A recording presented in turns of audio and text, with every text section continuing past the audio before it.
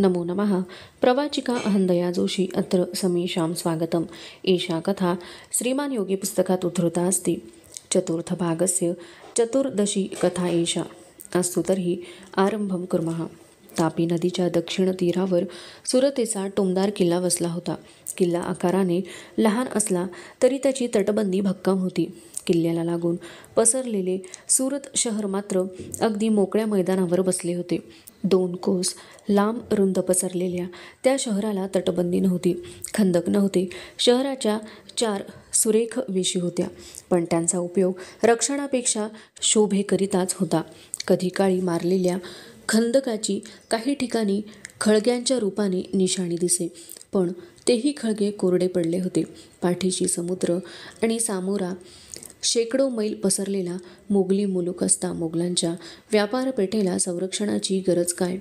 सुरत त्यावेळी वैभवाच्या कळसाला पोहोचले होते. औरंगजेबाला सुरतेच्या नुसत्या कराचे 10 लाख रुपये वर्षाला मिळत. साऱ्या देशाचे व्यापार केंद्र म्हणून सुरतेचा लौकिक होता. इंग्रज, वलंदेज, हबसाण, तुर्क लोक याच बंदरातून व्यापार करीत असत. नाना देशीच्या नाना वेशांच्या लोकांनी या शहराला शोभा आणली होती. मोगलांचा सरदार इनायत खान निर्धोकपणे शहरावर सत्ता गाजवीत होता. इंग्रज साहेब ऑंग झेंडन आपली वखार राखीत होता. नदीपलीकडे असलेल्या स्वाली गोदीवर बसून सुरतेवर लक्ष ठेवीत होता. सुरतेपासून समुद्र थोडा दूर होता. छोटी गलबते स्वालीच्या गोदीपर्यंत येऊ शकत होती. तेथून सुरतेत नाना देशींचा माल आणला जाई आणि हिंदुस्थानचा माल बाहेर जाई. शहराला लागून असलेल्या नदीकाठावर सुरतेच्या धनाढ्य व्यापाऱ्यांचे वाडे उभे होते. गावचे रस्ते वेडीवाकडी वळणे घेत जाणारे आणि अरुंद होते. श्रीमंतांचे महाल सोडले तर सारे शहर साध्या घरांनी सजले होते. वलंदेजांच्या आणि इंग्रजांच्या 2 वखारी आपल्या वेगळ्या थाटणीने शहरात नजरेत भरत होत्या. सुरतेच्या बऱ्हाणपूरच्या वेशीचे चौकीदार सकाळच्या थंडीत कोवळ्या उन्हावर पाठी शेकत होते. रात्रीचा गारवा अजून अंगातून गेला नव्हता. शहरातील जकात घर शांत होते. नेहमी तेथे गडबड दिसायची, पण गोदीत जहाज न आल्याने तेथे फारशी धावपळ दिसत नव्हती. जकात घरापुढे नेहमी जागरूकता असे. सुरतेत येणारा वा बाहेर जाणारा माल मोगली अधिकाऱ्यांकडून कसून तपासला जाई. जकात नाक्यासमोर उभा असलेला मोमीन वाकडा चेहरा करून उभा होता. एक पहारेकरी म्हणाला, "क्यों मोमीन, खडा क्यों?" मोमीन म्हणाला, "आज काम मिळेल असं दिसत नाही." "अरे, दररोज काम कुठलं? आज सगळा थंडा कारभार आहे. गोदीवर जा." "कालच जाऊन आलो, पण गोदीत एक गलबत नाही. पोट भरायसाठी मुलूक सोडून आलो, पण नशिबात उपवास. काम मिळणार कसं?" पहारेकरी हसले आणि मोमीन सावकाश वळला. सुरतेतल्या इंग्रजांच्या वखारीजवळ असलेल्या छपरी बाहेर बाबूल घोड्याला नाल मारीत होता. बाबूल तसाच पोटापाण्याचा धंदा शोधित सुरतेत 5 महिन्यांपूर्वी आला होता. साहेबांनी त्याच्या कामावर खुश होऊन त्याला वखारीजवळ छपरी घालून दिली होती. बाबूल जनावराला नाळ ठोकीत होता. मोत्तद्दार आणि दोघे शेजारी उभे होते. त्याचवेळी रस्त्यांवर चाकांचा खडखडाट ऐकू आला. बाबूलने वळून पाहिले. वखारीतून घोड्यांचा चौकडा बाहेर पडित होता. ऑग झेंडन साहेब चौकड्यात बसला होता. चौकड्यामागे तांबडा गणवेश केलेले 2 सेवक उभे होते. गाडीवरच्या खिळ्यावर चांदीचे पत्रे मडविले होते. साहेब येताना पाहून बाबूल हातचे काम टाकून उभा राहिला. गाडी सामोरी येताच त्याने सलाम केला. साहेब हसला आणि गाडी पुढे गेली. मोत्तद्दार म्हणाला, "अरे बाबूल, लवकर आटोप ना. जनावर अवघडलं. झालंच की, एकच नाल राहिला." म्हणत बाबूल कामाला लागला. मोत्तद्दाराने विचारले, "अरे बाबूल, इथं एक भिकारी होता, तो कुठं गेला?" बाबूलने चमकून वर पाहिले आणि विचारले, "कोणता?" "अरे, तो इथं तुझ्या छपरीसमोर भीक मागत बसायचा. तो फाटके गलिच्छ कपडे घातलेला, नी हातात एक वेळूची काठी आणि कटोरा घेतलेला." आठवल्यासारखं करून बाबूल म्हणाला, "दिला हाकलून. गरीब म्हणून जागा दिली तर साला माझेच नाल चोरू लागला." मोत्तद्दार हसला. तो भिकारी 4 महिन्यात साऱ्यांच्या परिचयाचा झाला होता. साऱ्या शहरभर दिसायचा. अलीकडे कुठे त्याचे दर्शन झाले नव्हते. शेवटचा नाळ ठोकून बाबूलने मान वर केली. त्या उमद्या उंचापुऱ्या अबलख घोड्याकडे पाहत बाबूल म्हणाला, "भारी उमद जनावर." सुरतेत जनावर पाळावं तर सुभेदार साहेबांनीच. मोत्तद्दार म्हणाला, मालिकांचा खरा शोक एवढा एकच, अस्सल अरबी जात आहे. अशी जातिवंत 60 घोडी मालिकांच्या तबेल्यात आहेत. खरं तर काय खोटं सांगतो? आज गलबत आलं नाही वाटतं. बाबूलने विषय बदलला. का? तुला का चौकशी? मोत्तद्दाराने विचारले. तुम्हाला काय राजे तुम्ही? माझं पोट त्यावर आहे बाबा. गलबत आलं की माल उतरायचा आणि न्यायला गडबड सुरू होते ना, मगच घोड्याच्या नालांची चौकशी होते. मोत्तद्दार हसला. बाबूल, खरं आहे तुझं, पण राजा, आज एकही गलबत नाही. 2 दिवसात येणारही नाही. मी पहाटेच गोदीवर जाऊन आलो. जातो मी. आणि पैसे? मोत्तद्दाराने एकदम रूप बदलले. संतापून तो म्हणाला, भिकारड्या, भीक मागत होतास, ते अन्नाला लागलास आणि सुभेदारांच्या खास घोड्याचे पैसे मागण्यापर्यंत मजल गेली. सुभेदारांच्या कानांवर घालू? बाबूलने चटकन कान पकडले. चूक झाली मालक, परत नाही विचारणार. मोत्तद्दार आणि हुजरे घोड्यासह निघून गेले. बाबूल 4 दिवसांची आपली दाढी खाजवीत कट्ट्यावर बसून राहिला. नाना तऱ्हेचे कपडे केलेले नाना देशींचे लोक रस्त्याने जात होते. कुणी पालखीतून तर कुणी घोड्यावरून जात होते. त्यात फिरंगी, वलंदेज, गुजराती, सिद्धी, अरब असे अनेक लोक होते. अंगावर पडलेल्या सावलीमुळे बाबूलने मान वर केली. डोकीला चपटे पागोटे बांधलेला थकलेला रामशरण उभा होता. काय रामशरण? बाबूल, तुझं ठीक, पण तेल्या घरची नोकरी करून जीव नकोसा झालाय. का रे? अरे बाबा, फिरणारा बैल बघून देखील डोकं फिरतं. झोपेत सुद्धा मी फिरतो. रामशरणने इकडे तिकडे पाहिले आणि तो म्हणाला, वीरजी होराचा गलबताचा माल तयार झाला आहे. 2-3 दिवसात गलबत येईल असं म्हणत होते. बाबूल जातो, नाही तर मालक परत शिव्या द्यायचा. रामशरण गेला. बाबूल इंग्रजांच्या वखारीतून चक्कर मारून आला. 2 प्रहराच्या वेळी सुरतेच्या शांत रस्त्यावरून 2 स्वार भरधाव वेगाने सुभेदाराच्या हवेलीकडे जाताना दिसले. सुभेदार इनायत खान गोड झोपेच्या अधीन झाला होता. त्याला जागे करण्यात आले. झोप मोड झाल्यामुळे त्रस्त झालेला इनायत खान महालात गेला. 2 जासुदांनी मुजरे केले. लोडाला टेकून बसत जांभई देत इनायत खानाने विचारले, काय झालं हुजूर? शिवाजी गणदेवीत आला आहे. भारी फौज बरोबर आहे. इनायत खानाची झोप उडाली. शिवाजी गणदेवीत? अवघ्या 16 कोसांवर? नामुमकिन. इनायत हसला. म्हणाला, बेवकूफ, शिवाजी मोगली मुलखात इथवर येईल कसा? तुमने खुद देखा है? नाही हुजूर, पण गणदेवीत एकच पळापळ सुरू झाली. ती पाहिली आणि वर्दी द्यायला पुढं आलो. बिलकुल गवार. शिवाजी एवढ्या फौजेनिशी आला असता तर मोगली मुलखातनं कोणी सोडला असता त्याला? फिरायसी हवाई खबरे लानी की हिम्मत न करना. जासूद बाहेर गेले आणि शिवाजीची कुणकुण लोकात पसरू लागली. सायंकाळी दुसरी बातमी येऊन थडकली. शिवाजी सुरतेपासून अवघ्या 2.5 कोसांवरच्या उधण्याला आला. इनायत खान विचारात पडला. पाठोपाठ आणखीन एक स्वार सुरतेत येऊन दाखल झाला. त्याने इनायत खानाला बातमी दिली, हुजूर, कोणीतरी मोठा सरदार मोगली फौजांना कुमक करण्यासाठी अहमदाबादेला जात आहे. इनायत खान त्या बातमीने खुश झाला, पण शहरात चिंतेचे वातावरण पसरले होते.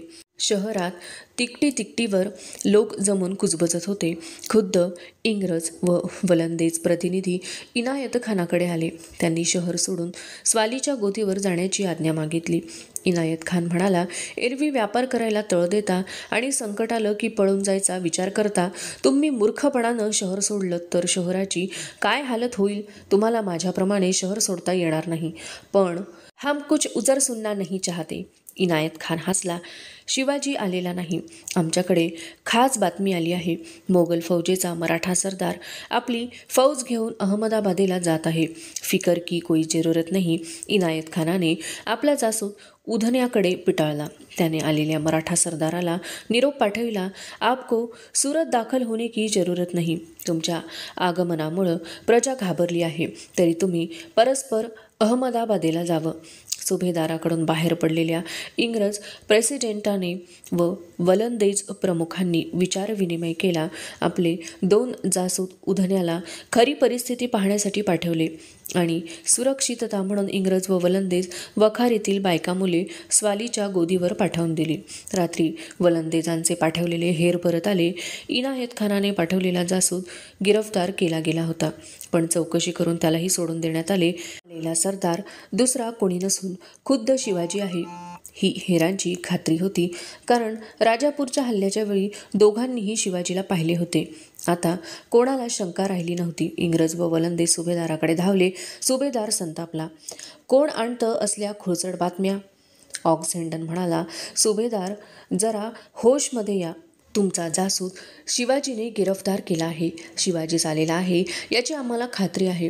आमच्या वखारीचं व शहराचं रक्षण करणं हे तुमचं कर्तव्य आहे. वेळ फार थोडा आहे. इंग्रजांचं ते थंडपणाचं भाषण ऐकून इनायत खानाच्या दाढीवरचा हात सुटला. खरंच शिवाजी आला?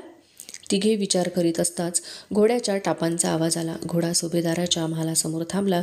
सेवक धावत आला. हुजूर, शिवाजीचा वकील आला आहे. तिघेही भयचकित होऊन उभे राहिले. वकील आत आला.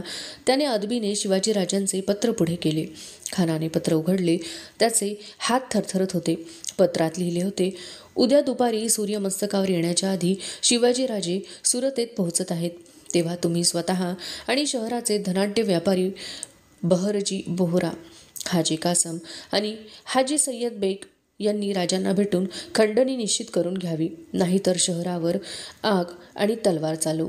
इंग्रजांनी व वलंदेजांनी एक वेळ तिरस्काराने इनायत खानाकडे पाहिले आणि ते आपल्या वखारीकडे निघून गेले.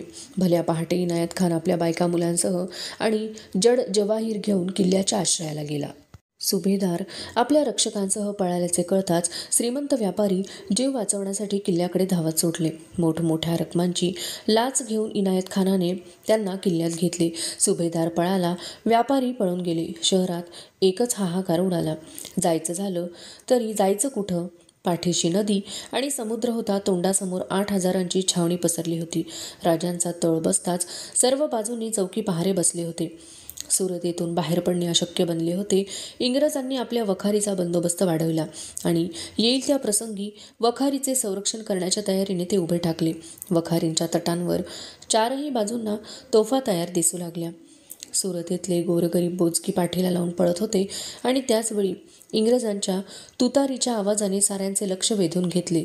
खुद्द ऑक्झेंडन आपल्या 200 गोऱ्या शिपायांनिशी शहरातून दौड करीत होता. ते धारिष्ट पाहून साऱ्यांना अचंबा वाटला. काहींना परत धीर आला. शहरभर रूट मार्च करून इंग्रज परत वखारीत गेले. वखारीचे दरवाजे बंद झाले. शहराच्या वेशीतले चौकीदार भयचकित नजरेने वेशी बाहेर पडणाऱ्या लोकांना पाहत होते. त्यात बाबुल, मोमीन, रामशरण ही तिक्कल पाहताच एका पहारेकऱ्याने विचारले, बाबुल, तूही पळत सुटलास? मग काय करू? शिवाजी? अरे पण शिवाजी आला तर तुला काय करणार तो? एवढे मोठे लोक राहिले आणि तू जातोस? सबसे बडी जान प्यारी बाबा, शिर सलामत तो. आमचं सोडा, पण शिवाजी आला तर पहिले मरणार तुम्ही. काय बोलतोस? खरं तेच सांगतो. सुभेदार इनायत खान बसला किल्ल्यात आणि तुम्ही वेशीत. तोंडावर उगीच शहर पळतंय. जा जा, घाबरून पहारेकरी म्हणाला. तिघे वाटेला लागले आणि थोड्याच वेळात वेशीचे पहारेकरी पण दिसेनासे झाले. अधुना चतुर्थ भागस्य पंचदशी कथा ईशा. सूर्य आकाशात चढत होता. मध्यान्नीचा समय जवळ आला असता टापांचा आवाज कानांवर येऊ लागला. एखादा मोठा वळीव पाऊस आवाज करीत यावा तसा टापांचा अखंड नाद ऐकू येत होता. गावाबाहेरचे लोक विस्फारित नेत्रांनी समोर पाहत होते. झाडी ओलांडून येणारे घोडदळ नजरेत आले आणि वेशीवर उभे असलेले लोक ओरडत गावातून पळू लागले. 8,000 स्वारांनिशी शिवाजीराजे सुरतेच्या बऱ्हाणपूर वेशीजवळ आले. वेशीलगतच्या स्मशानभूमीपासून शहा बेगमच्या बागेपर्यंत कोसाची छावणी पसरली होती. एका डेरेदार आम्रवृक्षाखाली एक पाल ठोकण्यात आली.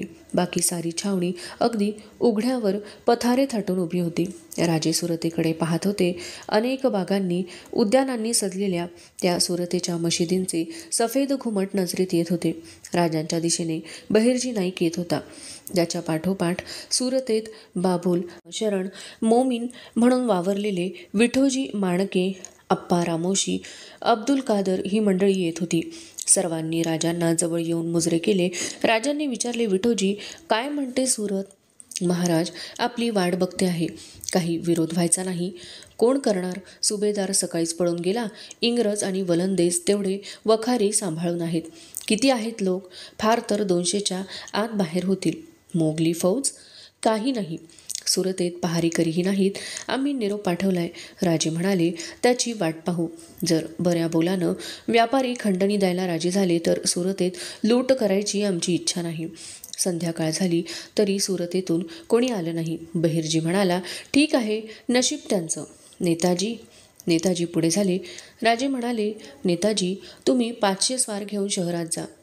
शहर फटका करून या. येताना दहशत बसावी अशी थोडी लूट करून या. त्यानं कदाचित शहाणपण शिकतात का पहा. मोरोपंत पुढे झाले. तुम्ही साहेबांच्यासाठी पत्र पाठवा. 3 लाख रुपयांची खंडणी मागा.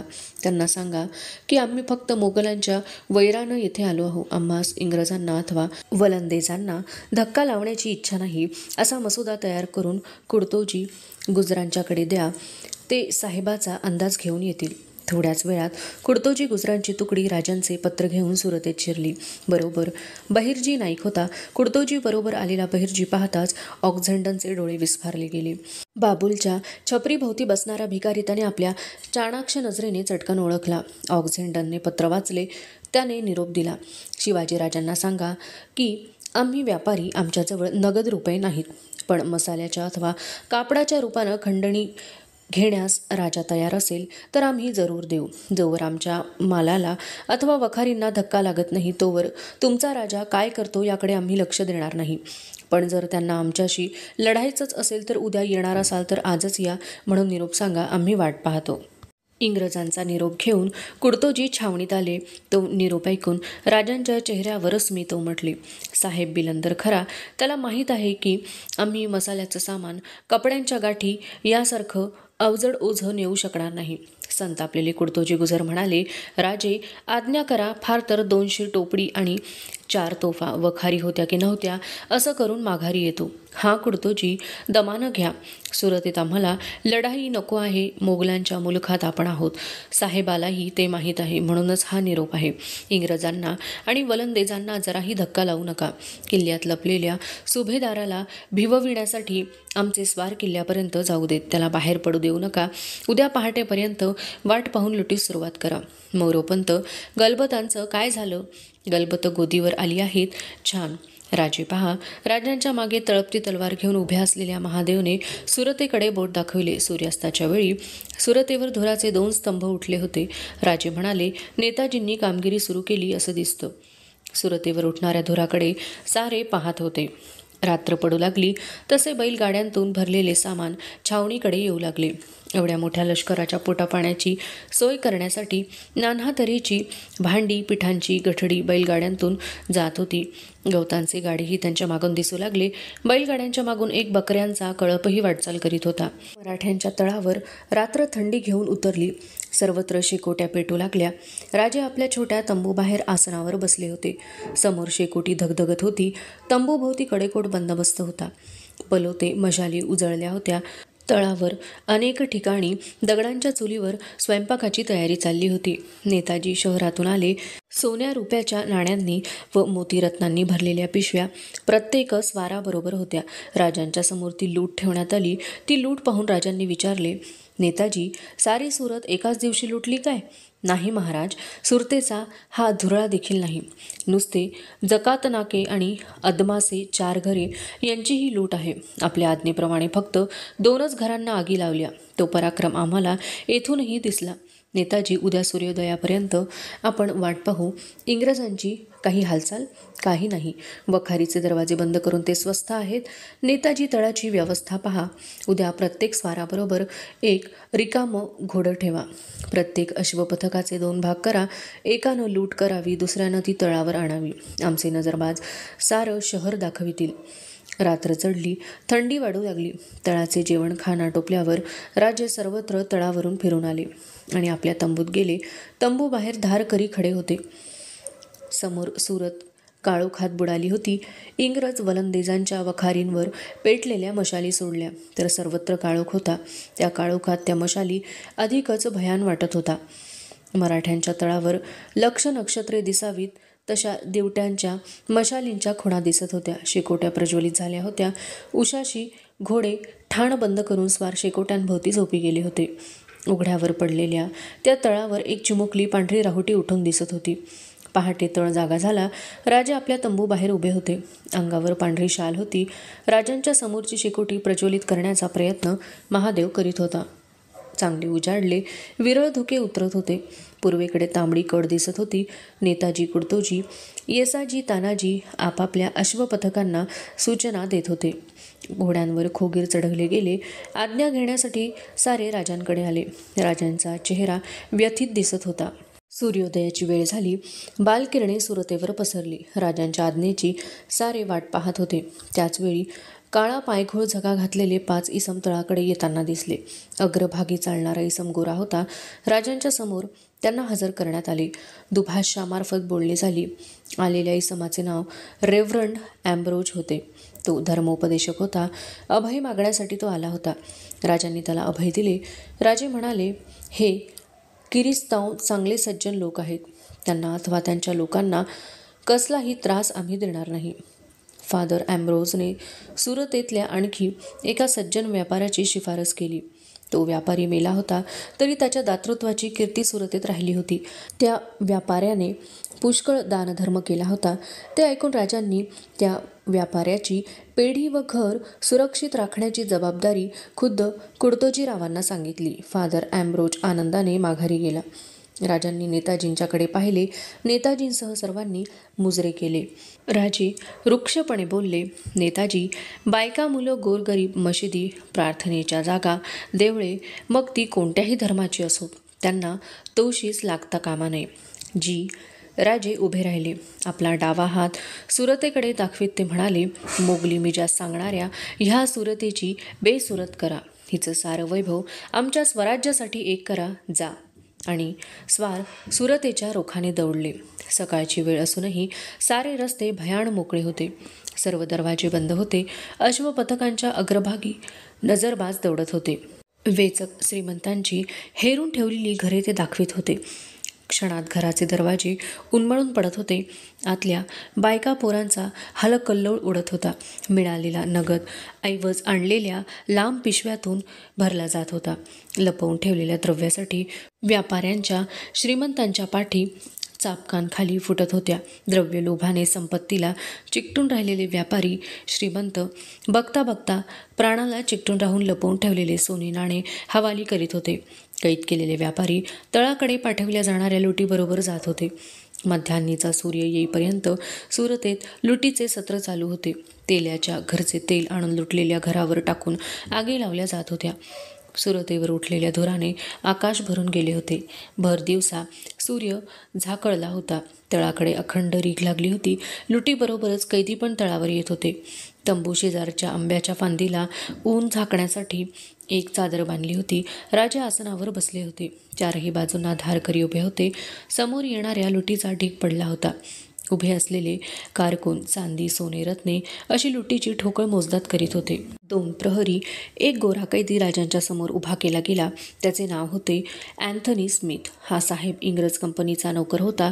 स्वालीच्या वलंदेजांच्या वखारीतून तो येत असता मराठा सैनिकांना तो वाटेत सापडला. इतर कैद्यांप्रमाणे तो राजांच्या समोर आला. काही कैद्यांचे तुटलेले हात त्याने पाहिले. तो भयचकित झाला होता. राजांनी अँथनी स्मिथकडे अफाट खंडणी मागितली, पण अँथनी स्मिथने आपण गरीब असल्याचे सांगितले. राजांचा विश्वास बसला नाही.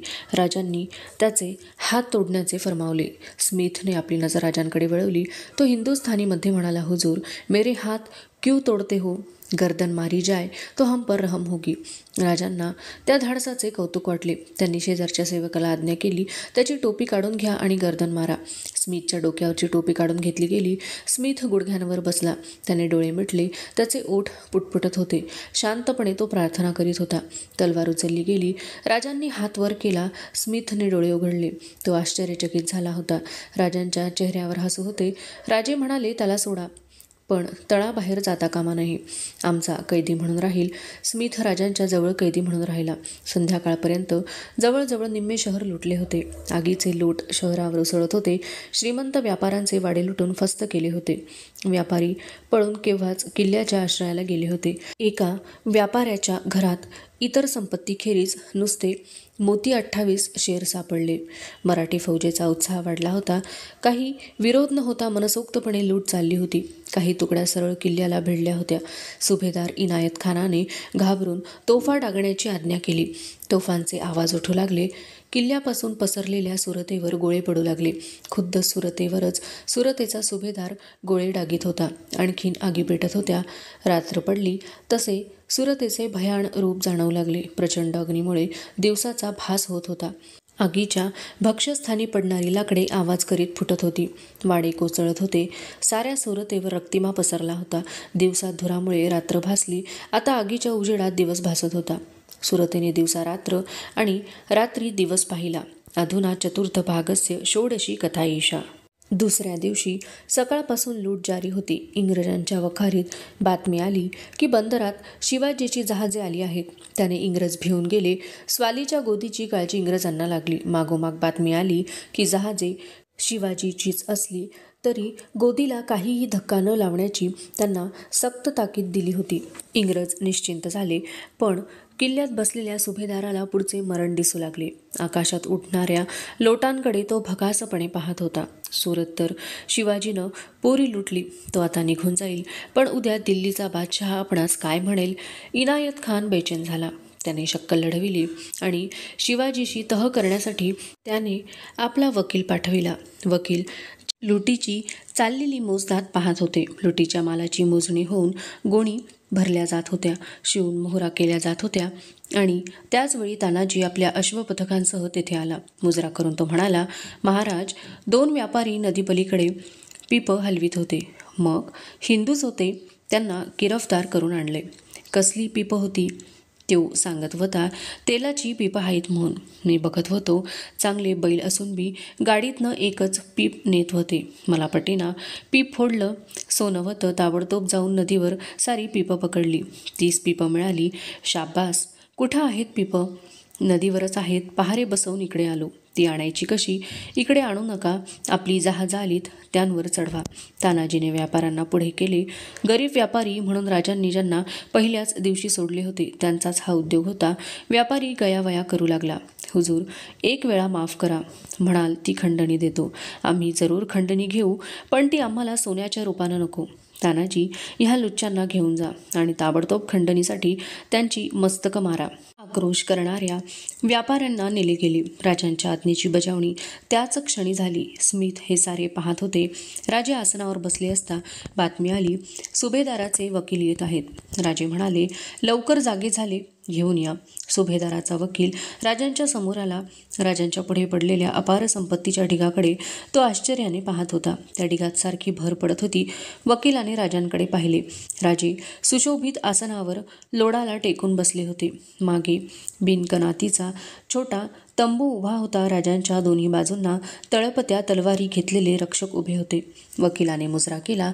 बोला, राजे म्हणाले. राजे शिवाजी, सुरतेचे सुभेदार, मोगल सम्राटांचे प्रतिनिधी इनायत खान यांनी मला आपणांकडे पाठवलं आहे. सुभेदार साहेबांचा निरोप आहे. काय? बोला. सुभेदार साहेबांनी सांगितलं आहे की तुम्ही सुरतेत घुसून जी लुटालूट केलीत त्याबद्दल सम्राट तुम्हाला कधी माफी करणार नाही. तथापि अजूनही तुमच्या फौजा सुरतेबाहेर घेतल्या तर झाला प्रकार विसरून सुभेदार तुमच्याबद्दल शिफारस करतील आणि या अटी तुम्ही पाळल्यात तर सुभेदार साहेब योग्य ती खंडणी द्यावयास तयार आहेत. पण त्यासाठी तुम्हाला केलेली लूट परत करावी लागेल. झालं? राजांनी विचारले. हो. राजे उभे राहिले. त्यांचे रूप पालटले. चेहऱ्यावरचे स्मित विरून गेले. ते कडाडले. केवढी बेशरम माणसं आहात तुम्ही. इनायत शहराचा सुभेदार संकट येताच रक्षण करता बायकांसारखा किल्ल्यात जाऊन दडला. प्रजेला बेवारस करून मोकळा झाला आणि तो आम्हाला अटी घालतो. कशाच्या जोरावर? सुरत आज आमच्या हाती आहे. ह्या अटी मान्य करायला आम्ही इनायतसारखे जनानी नाही. क्षणभर त्या वकिलाचे नेत्र वेगळ्याच रीतीने चमकले. आम्ही पण जनानी नाही, हा घे पुरावा. असे उलट बोलून तो तरुण शिवाजीरावांच्या अंगावर खंजीर उगारता झाला. राजांच्या मागे उभे असलेल्या महादेवने त्या वकिलाचा खंजीराचा हात त्याच चपळतेने वरच्यावर छाटला. आवेशाने धावलेला वकील आपला तोल सावरू शकला नाही. तो राजांच्या अंगावर पडला. राजांचा तोल गेला आणि तेही कोलमडले. वकिलाच्या थोट्या हाताच्या रक्ताच्या लोंढ्याने शिवाजीराजे माखले गेले होते. दुसऱ्या रक्षकाने राजांच्या अंगावरून वकिलाला बाजूला केले आणि क्षणात वकिलाचे डोके फोडले गेले. राजांच्या अंगावर रक्त पाहून साऱ्या छावणीत राजांच्या खुनाची वार्ता वावटळीसारखी पसरली आणि त्या हकाटीमुळे तळावर गिरफ्तार केलेल्या कैद्यांची मस्तके सूड भावनेने उडवली जाऊ लागली. साऱ्या तळावर एकच कत्तल माजली होती. राजे धडपडत उठले. त्यांच्या लक्षात तो सारा प्रकार आला. ते छावणीकडे धावले. राजे छावणीवरून धावत होते. आपण सुरक्षित असल्याचे दाखवून देत होते. कत्तल थांबवण्याचा हुकूम सोडित होते. साऱ्या छावणीला राजे सुरक्षित असलेले समजेपर्यंत अनेकांची निर्दयपणे कत्तल झाली होती. थकले भागलेले राजे आपल्या तंबूपाशी आले. इनायत खानाच्या वकिलाचा हा उद्दामपणा पाहून मात्र राजांना संताप आला होता. त्याच संतापात त्रस्त झालेल्या छावणीला शांत करण्यासाठी राजांनी 22 कैद्यांचे हात तोडण्याची शिक्षा दिली. 6 जणांचा शिरच्छेद झाला. अँथनी स्मिथ हे सारे पाहत होता. राजांनी सेनापतींना हुकूम सोडला, ह्या सुरतेची पुरी लूट जारी ठेवा. कुणाचीही गय करू नका. सोनं, नाणं, चांदी यांखेरीज कशालाही किंमत देऊ नका.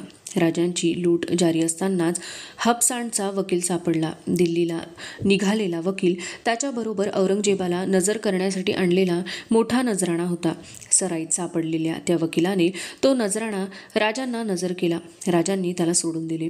प्रत्येक घडणारी गोष्ट कुतूहलाने पाहणाऱ्या अँथनी स्मिथबद्दल राजांना कुतूहल होते. स्मिथकडून राजांनी 300 रुपयांची खंडणी मान्य करून घेऊन त्याला सोडून दिले. त्याला सोडून देताना वजन ठेवण्यासाठी इंग्रजांकडे खंडणीची मागणी केली. 3ऱ्या दिवशी संध्याकाळपर्यंत सुरतेची लूट जवळजवळ पुरी झाली होती.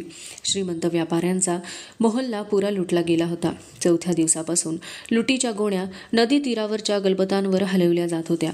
संध्याकाळपर्यंत ते काम चालू होते. निव्वळ सोने, चांदी आणि रत्ने यांच्या रूपात गोळा केलेली करोडो होरांची संपत्ती गलबतांवर चढवली होती. खजिन्याच्या रक्षणार्थ खास रक्षक दल गलबतांवर ठेवून गलबते हाकारली गेली. राजे तळावर आले आणि त्यांना बातमी आली की बादशहाचा सरदार महाबत खान मोठ्या फौजेनिशी सुरतेवर येत आहे. तळ उठवण्याची तयारी सुरू झाली. राजांच्या फौजेबरोबर अश्वदळही वाढले होते. त्यातल्या त्यात जातीवंत 60 अरबी घोडी साऱ्यांचे लक्ष वेधून घेत होती. जे व्यापारी जिवंत राहिले होते त्यांना सोडताना राजांनी सांगितले, तुमच्या बादशहाला आणि सुभेदाराला आमचा निरोप सांगा. तुमची सुरत होती ती आम्ही बेसुरत केली. ही भूमी पुरातन हिंदूंची आहे. तुमचे दक्षिणेत काही नाही. जिथं तुम्ही राज्य करता ती दिल्लीही तुमची नव्हे. तीही पुरातन हिंदूंचीच आहे. एक ना एक दिवस तेही आम्ही सिद्ध करून दाखवू. आमचा निरोप जरूर तुमच्या सुभेदारांना आणि बादशहांना कळवा. राजांनी कुचाची आज्ञा दिली. तुताऱ्या वाजल्या आणि 8000 घोडेस्वारांची मांड आपल्या मुलखाची वाटचाल करू लागली. 4च दिवसांपूर्वी मोगल साम्राज्याची ऐश्वर्यसंपन्न व्यापारपेठ म्हणून गाजलेली सुरत कोळशाची वखार बनली होती. अवशिष्टा कथा अग्रिमे भागे पठिष्यते अस्तु तर्हि पुनर्मिलामः. तावन्मंगलं भूयात् शुभं भूयात्. नमो नमः. धन्यवादः.